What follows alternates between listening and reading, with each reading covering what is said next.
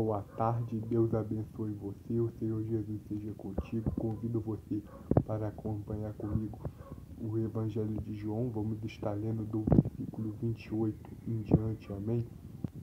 Vamos já estar adiantando um bom passo para que nós possamos dar andamento à sequência desse projeto que a gente tem aqui, que é o projeto Evangelho Eterno do Senhor Jesus. Vamos estar dando continuidade ao trabalho. Convido você para fazer a leitura comigo, amém? Hoje o vídeo vai ser um pouquinho mais longo. Você que acompanha no Instagram, vou estar deixando o link aí para você assistir no YouTube também, para você assistir o vídeo completo no YouTube. Então desde já, vamos comigo, amém. Não vos maravilheis disso, porque vem a hora em que todos os que estão no sepulcro ouvirão a sua voz. Aqui ele está dizendo, não se maravilhem, porque vem a hora que todos que estão nos sepulcros ouvirão a voz de Deus. Os que fizeram bem, eles vão sair para a ressurreição da vida, e os que fizerem mal para a ressurreição da condenação. Aqui nós vemos que há uma separação entre aqueles que vão fazer o bem e aqueles que vão fazer o mal. Os que fazem o bem são salvos, e os que fazem o mal vão ser condenados. Eu não posso de mim mesmo fazer coisa alguma, como ouço assim julgo. Meu juízo é justo, porque não busco a minha vontade, mas a vontade do Pai que me enviou. Se eu testifico de mim mesmo, meu testemunho não é verdadeiro. Há outro que testifica de mim, e o seu testemunho que ele dá de mim é verdadeiro. Aqui ele está dizendo que ele não testifica dele mesmo. Ele está dizendo que tem um que testifica a respeito dele, o testemunho é verdadeiro. Aqui ele vai dizer também que ele não faz nada segundo a sua própria vontade, ele faz de acordo com a vontade do Pai.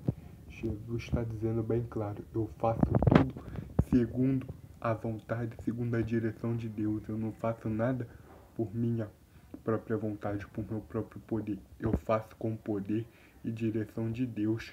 A gente tem que também tomar muito cuidado. A gente deve fazer as coisas seguindo a direção de Deus, seguindo a orientação de Deus, assim como o Messias nos ensinou, porque ele não ousou dizer que ele faz alguma coisa segundo a sua própria vontade, mas sim pela vontade de Deus.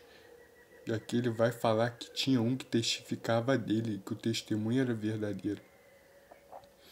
E aqui no 33 vai dizer, vós mandaste a João, e ele deu testemunho da verdade. Eu, porém, não recebo testemunho de homem, mas digo isto para que vos salveis.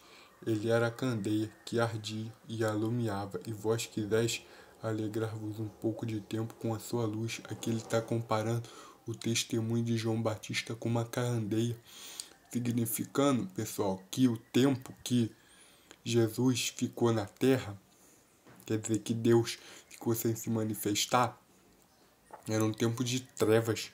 Deus ficou 400 anos sem fazer nada aqui na terra, sem se manifestar a ninguém. Não se tinha mais testemunho de aparição de Deus nas sinagogas, nas praças, com os religiosos. Deus ficou em silêncio por 400 anos. E aqui ele está falando que João Batista é uma candeia que veio alumiar o caminho, e eles se alegraram com a luz da sua candeia. E aqui no 36 vai dizer, mas eu tenho testemunho maior do que o de João, porque as obras que o Pai me deu para realizar, as mesmas obras que eu faço testificam de mim, que o Pai me enviou. E o Pai que me enviou, ele mesmo testificou de mim. Vocês nunca ouviram a sua voz, nem visto o seu parecer. E ele vai começar a dizer que ele tem testemunho maior do que o de João, que as obras que o Pai deu a ele realizar, as obras que ele fazia testificavam de quem ele era, que o Pai realmente o tinha enviado. E o Pai que enviou, ele mesmo testificou de Jesus. E ele está dizendo, vocês nunca ouviste a voz dele, nem visto o seu parecer.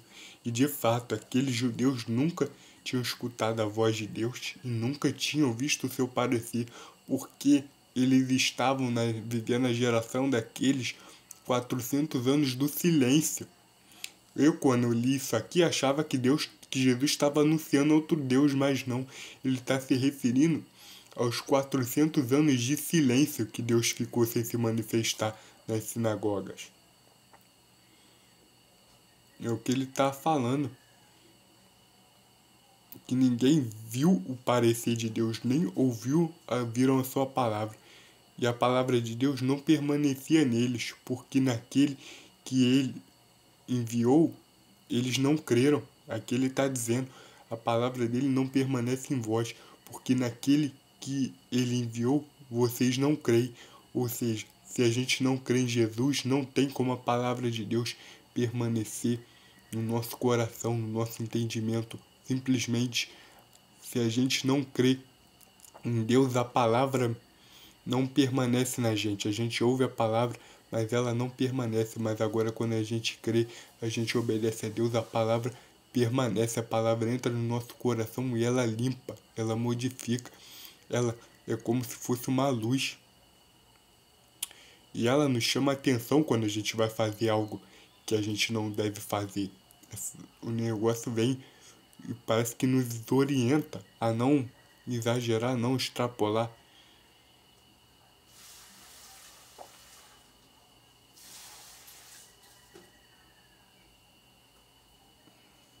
Examinai as Escrituras, porque vós cuidam que nelas tem a vida eterna, e são elas que de mim testificam.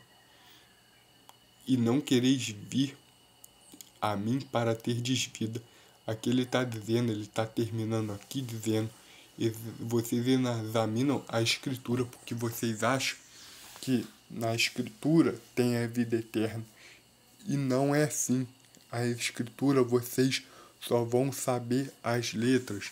Vocês vão se tornar excelentes doutores, excelentes intérpretes. Vocês vão se tornar pessoas doutas, pessoas cultas, pessoas sábias, pessoas magistradas nas letras. Vocês vão se tornar acadêmicos maravilhosos. Vocês se tornarão perfeitos na performance, mas vocês não vão ter a vida eterna, porque vocês não vêm até mim com intenção de receber a palavra viva. Vocês não vêm até mim com intenção de viver a palavra. Vocês vivem conforme muitos vivem, conforme a multidão ensina vocês.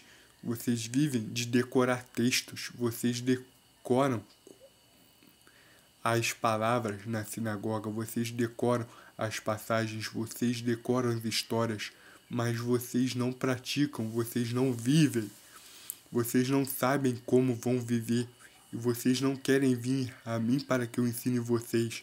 Vocês não querem sair da performance, vocês não querem ser moldados, ser cuidados. É o que Jesus está ensinando a eles. Eles não querem ir até Jesus para receber a vida, para aprender a viver, para nascer da água e do Espírito. Eles estão fazendo aquilo que não se deve fazer. Eles estão aqui extrapolando, toda hora passando do limite. Eles aqui estão fazendo aquilo que Deus não estava nem presente nas práticas religiosas dele. Como é dito, Deus ficou 400 anos em silêncio. Por trás de toda aquela cerimônia religiosa deles, por trás daquelas sinagogas, daqueles ensinos, Deus não estava operando, não era Deus que estava operando ali, porque o Deus estava há 400 anos sem se manifestar.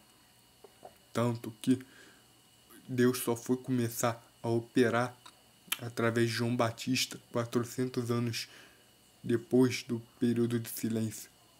Ele começou a operar em João Batista, mas antes disso ele enviou um anjo até a mãe de João e a mãe de Jesus para anunciar o nascimento deles. E Deus começou a operar primeiramente através de João Batista para preparar o povo, para preparar o caminho para Jesus aparecer, para Jesus realizar seus milagres. Aqui ele está falando desse tempo desses 400 anos que separam a antiga aliança da nova aliança. E é o que ele está falando aqui. Vocês ficam todo tempo na escritura, olhando as letras, porque vocês acham que a letra, que saber a letra, que vai dar vida a vocês. E não é. Não é a letra. Vocês vão se tornar excelentes performatizadores. Vocês vão se tornar excelentes na performance, mas a letra não vai fazer parte de vocês. A letra não vai dar vida a vocês. A palavra não vai fazer parte de vocês, porque vocês só decoraram. Vocês não encarnaram a palavra. Não tem como. A palavra está em vocês. Se vocês não encarnarem ela, vocês só vão saber. Ela vai estar aqui na mente, no coração de vocês. Mas isso não basta. Vocês têm que encarnar ela. É o que Jesus está ensinando os judeus que não entendiam essas coisas. Que tinham só como a lei de Moisés, eles tinham o livro dos profetas, eles praticavam até os ritos de Salomão.